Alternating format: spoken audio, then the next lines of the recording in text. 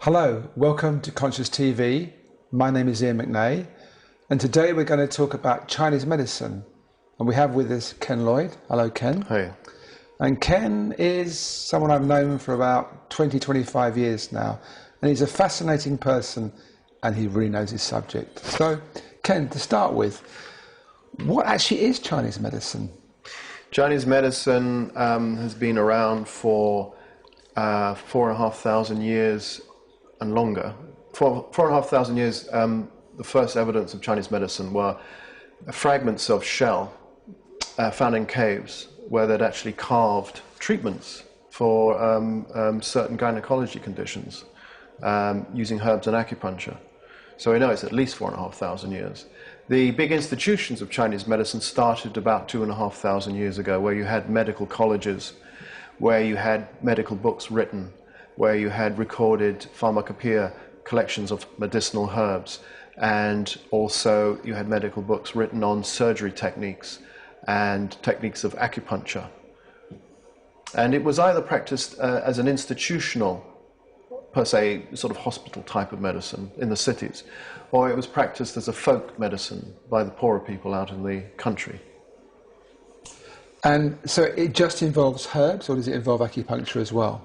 When you go to a hospital in China today, you'll find that within the hospital is Western medicine sections with all the up-to-date tests that we get here.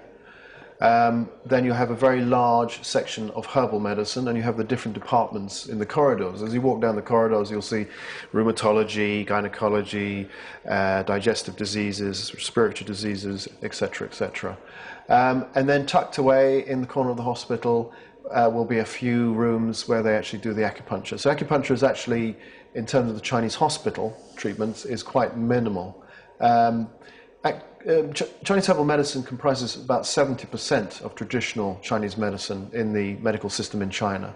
The other 30% comprises of acupuncture, and then there's the arts of Qigong and Tai Chi, and then there's dietary therapy, and then there's Tuina massage, which involves techniques that are also similar to osteopathy, as well as techniques which people probably know here as shiatsu techniques as well, sort of acupressure. Right. So when you go to hospital, you might actually get told to do, or suggested you do Qigong or Tai Chi as well. Yeah, I mean, particularly in cancer therapy, they use meditation, Tai Chi and Qigong as they get better results from the patients. They find that if they... For cancer, they use Tai Chi? Yeah, alongside Qigong? their other treatments. Really? Yeah. They find that if the patient has a more positive aspect, they tend to get better results than if they have a more negative aspect. And doing arts like Tai Chi or Qigong tends to raise people's morale and optimism, as well as traditionally working on the different energy channels in the body, improving blood flow, lymphatic drainage, and all the things that you need to be healthy anyway. So just explain briefly, Ken, what energy channels in the body means.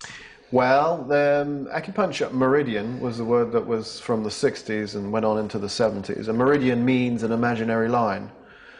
And that's done acupuncture a big disservice, because actually if you look at where the acupuncture points are, they usually run alongside the major nerve pathways, major arteries, major venous channels, and so they're not imaginary lines at all. In fact, many years ago, my mother and father every Sunday used to go swimming in their local swimming pool, and they would do a few lengths, then stop for a rest, and then chat to other people. So it's partly exercise, partly social, which is absolutely great.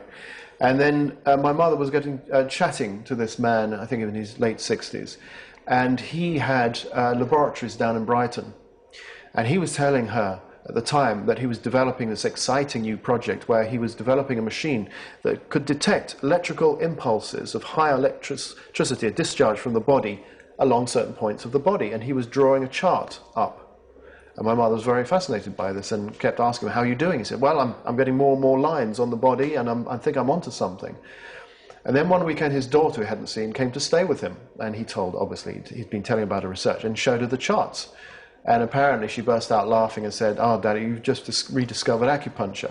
What he was actually doing was actually discovering acupuncture points which have a higher, less electrical discharge.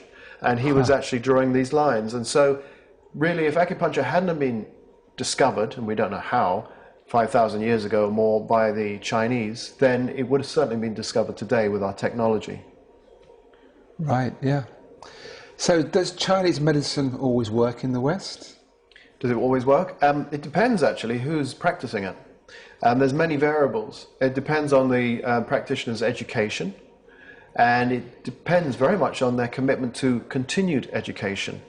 Because it's all well just going through a college so many years ago and then just practicing. You need to keep updating your training, and that means going to China, going into seminars in this country. It means also to be continually studying, to keep fresh, to keep inspired. And also it's an awful lot of information. If you think about it, we've got 2,500 years of written down information to catch up on, plus all the information that the Chinese are producing now. Ever since the marriage of Western medicine and science with traditional Chinese medicine in China, the Chinese have used Western science to move on to further the practice of Chinese medicine. So this is what I say to people: Chinese medicine isn't an ancient art.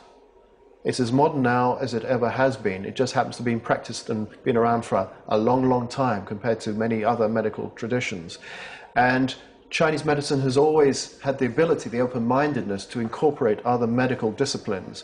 For instance, you'll find in the Chinese pharmacopoeia, that means the list of herbs, Arabic herbs that the Arabs brought over the Silk Road when they were trading, taking the Chinese silk. They would actually bring things like frankincense and myrrh into China, where the Chinese hadn't used that before. These were resins used from trees in the Middle East, so this is why the Chinese hadn't used them. But the Arabs would bring them over and say, this is what we use and this is what we use it for. So the Chinese then incorporated it into their own pharmacopoeia, observed on the reactions on the patients, and then noted it and developed it more. So if you look at the Arab pharmacopoeia and what they say about frankincense and myrrh, if you look at the Chinese have developed it much more.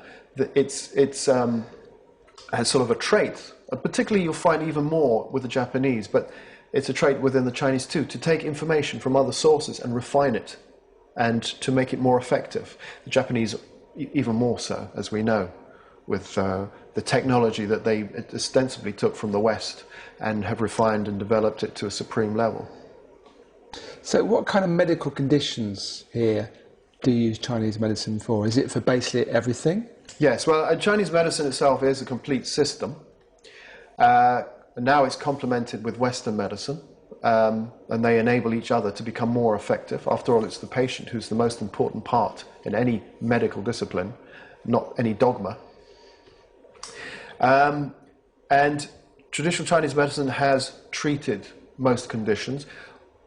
There's traditional Chinese surgery, for instance, and they even did brain operations, not always effective.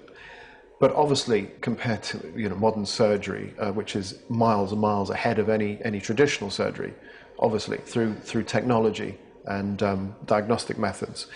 But nevertheless, they had surgery and sophisticated in terms of their own technology at the time.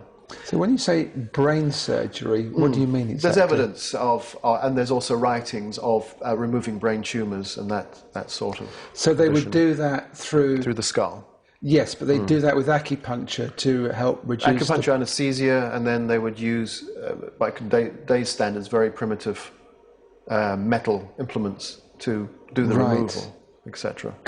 But there's still, I studied with a doctor from Taiwan many years ago in Nanjing, and his speciality was still traditional surgery.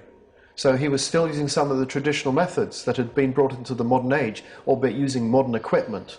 And part of those methods was actually to use herbs to pack into the various sites that surgery had been performed on in order to produce more effective healing.